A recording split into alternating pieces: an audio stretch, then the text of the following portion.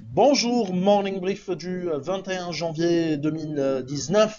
Alors au menu, on a un commentaire marché, mais également et surtout les indicateurs nos commentaires sur les indicateurs d'activité et également l'actualité ou l'annonce de la part de BNP Paribas par rapport à son désengagement de l'UBCI.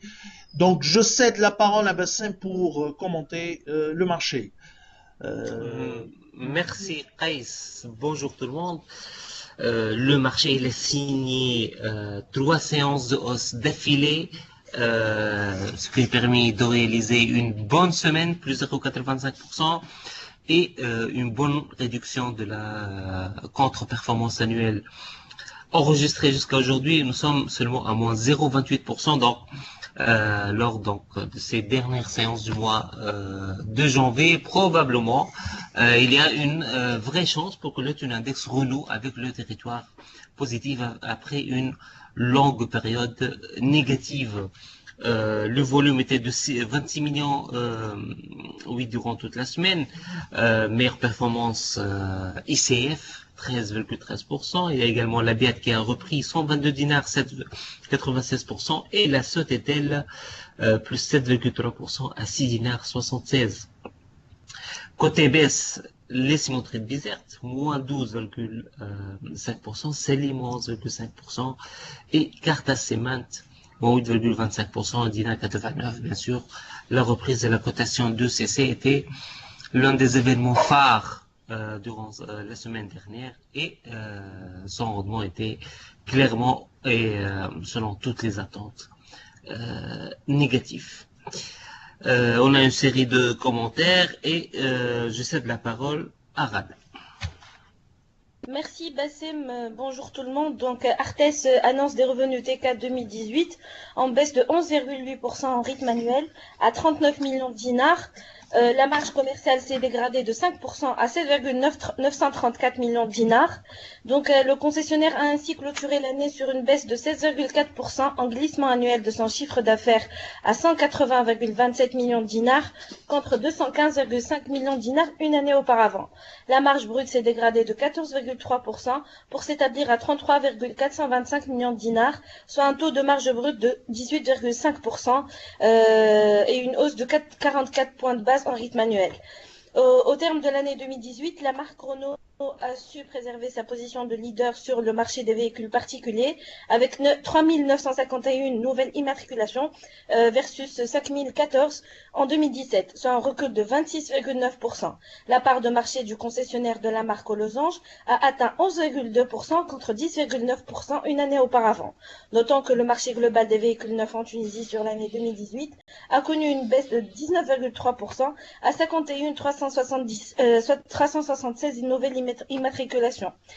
Les chiffres publiés par le concessionnaire de la marque aux losanges sont inférieurs à nos projections, soit un chiffre d'affaires attendu à 201 millions de dinars sur l'année 2018. La situation des concessionnaires automobiles en Tunisie est alarmante, surtout que nous voyons aucun signe de reprise sur le court terme. L'année 2019 risque de réserver encore plus de mauvaises surprises. Néanmoins, au cours actuel, Artes offre un rendement en dividende très attractif de l'ordre de 9,68%. Pour rappel, Alpha Mena est à achat avec un target price de 8 dinars 13. 8 dinars 130 millim. Je cède la parole directement à Selim. Merci Rada, bonjour tout le monde. Alors, Sokna a clôturé une année très difficile, principalement à cause de l'application de la nouvelle TVA, qui a considérablement pesé sur une demande déjà en berne. Son chiffre d'affaires ressort en baisse de 49,6% à 10,562 millions de dinars, ce qui est en ligne avec nos prévisions. L'EBITDA a considérablement baissé à 2,552 millions de dinars, soit une baisse de 56,4% en glissement annuel. La pression sur les marges était prévisible. En effet, la marge d'EBITDA s'établit à 24,16% contre 27,9% une année auparavant. Les chiffres annoncés seront globalement en ligne avec nos prévisions. Nous sommes à vente avec un target price de 2 dinars 110 milliers. Merci, je passe la parole directement à Fatma.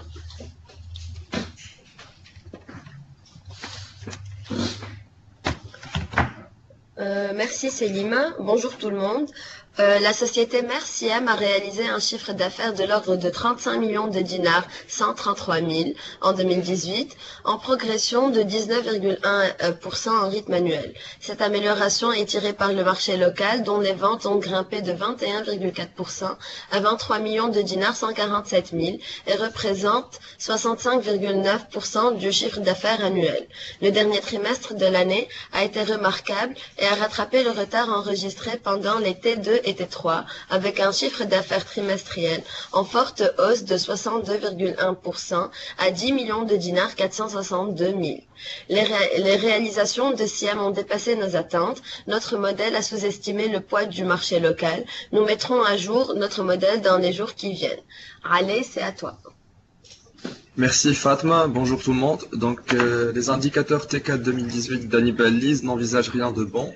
Le loueur affiche des produits net leasing en baisse de moins 16,8% sur l'ensemble d'année à 21,402 millions de dinars, dont moins 16,5% au dernier trimestre.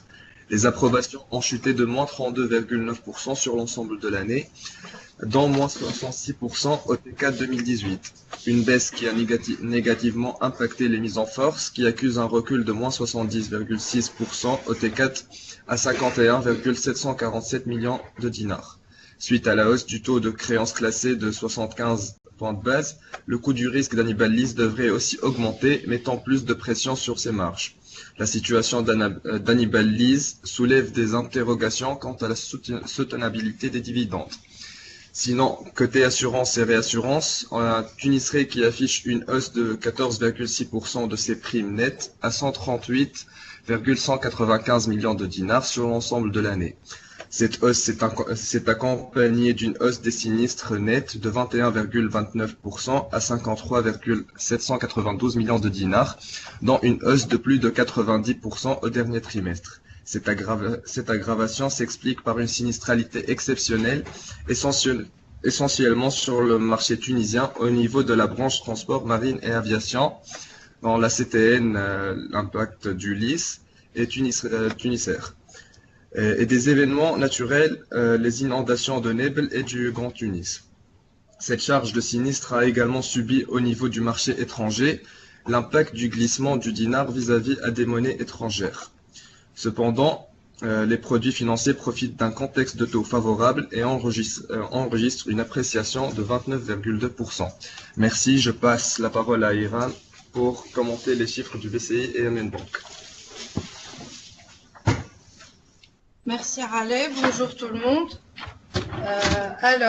MN Bank a clairement opté pour une politique d'octroi de crédit plus restrictive en fin d'année au vu de l'instauration du ratio LDR à 120%.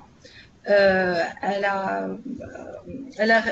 perdu moins 143 millions de dinars en termes de crédit sur le T4, comparé au 30 à la fin du troisième trimestre, en se concentrant sur la collecte des dépôts dans un contexte de liquidité difficile, pénalisant ainsi sa marge d'intérêt maintenue stable à 135 millions de dinars contre 133 millions de dinars une année auparavant, grâce à un effet de taux clairement favorable.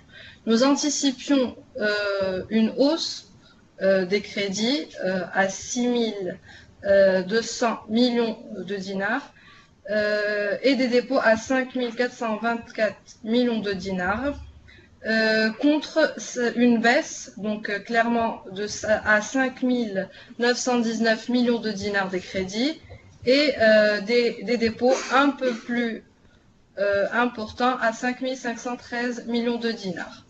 Donc en ce qui concerne le PNB, nous sommes en ligne avec les réalisations de la banque, soit à 377 millions de dinars contre 378 millions de dinars estimés par notre modèle.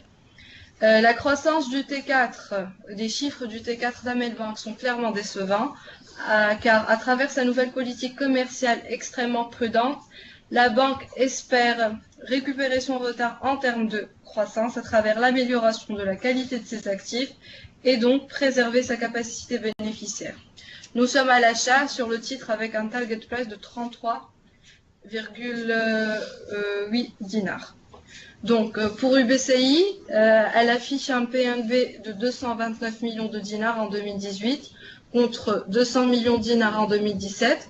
Cette amélioration du top line de la banque dénote clairement d'un effet de taux favorable au vu du ralentissement de l'appétit de la banque à travers les crédits, envers les crédits, pardon, soit 2747 millions de dinars contre 2753 millions de dinars une année auparavant, tout en concentrant ses efforts de collecte de dépôt, soit un encours de 2620 millions de dinars, contre 2398 millions de dinars en 2017, qui, contrairement à nos attentes, où nous anticipions une hausse de crédit. Donc cet effort de collecte que nous apprécions a permis à UBCI d'atteindre un ratio crédit net sur dépôt qui est un proxy du LDR à 105%, bien en dessous des 120% exigés. Le talon d'Achille de la banque demeure ses charges opératoires, où le coefficient d'exploitation demeure est stable à 61,7%. Si l'amélioration du LDR se confirme, UBCI aurait de la marge de manœuvre à améliorer sa production, profitant ainsi d'un effet, aussi bien d'un effet volume que d'un effet taux. Nous sommes à l'achat sur le titre avec un target price de 26 dinars 900. Donc, autre news concernant UBCI et son partenaire BNP Paribas. Donc, BNP Paribas qui pense à céder les 50,08% dans le capital détenu dans le capital du BCI.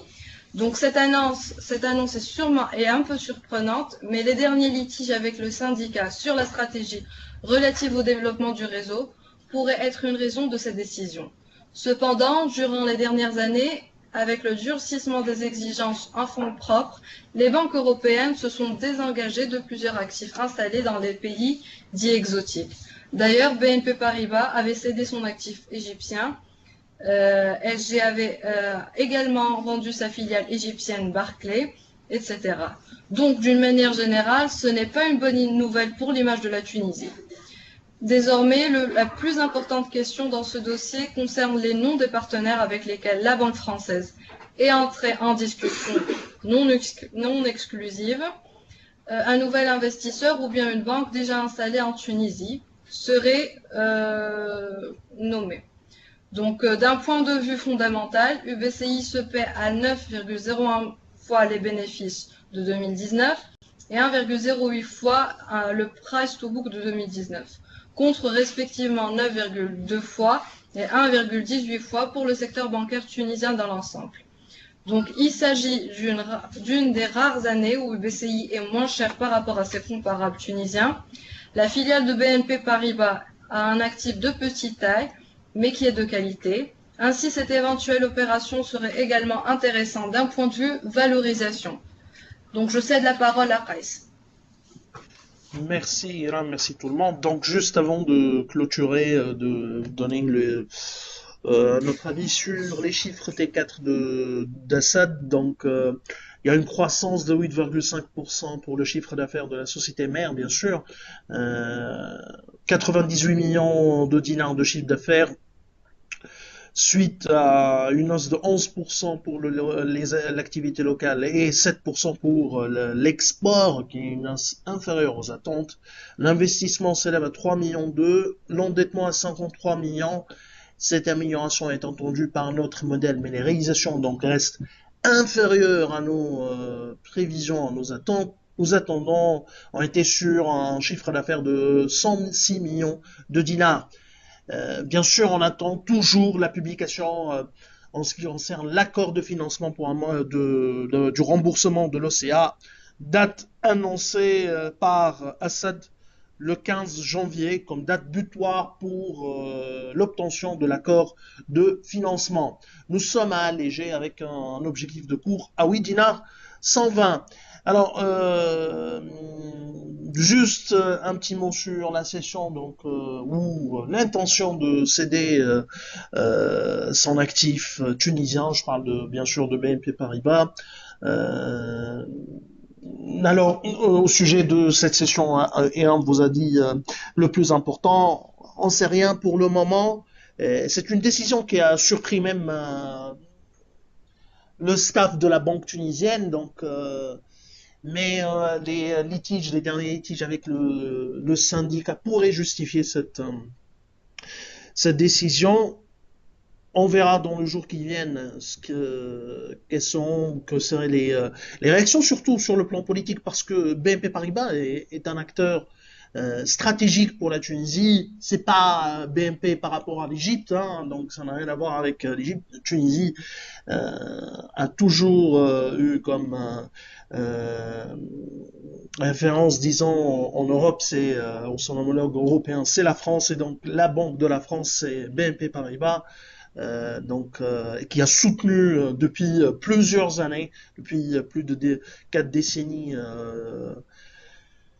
la banque, les investisseurs français présents, ses clients français présents en Tunisie. Maintenant, c'est également le plus intéressant d'un point de vue marché, c'est de savoir qui sont ses partenaires non exclusifs, hein, qui sont en train de discuter avec BNP Paribas. L'implication d'investisseurs de banques marocaines est vraisemblable. Pourquoi pas également QNB qui serait intéressé par une croissance externe pour augmenter ses actifs en Tunisie. On verra dans les jours qui viennent. Alors, je vous remercie pour votre attention et je vous souhaite une bonne journée. Au revoir, à demain.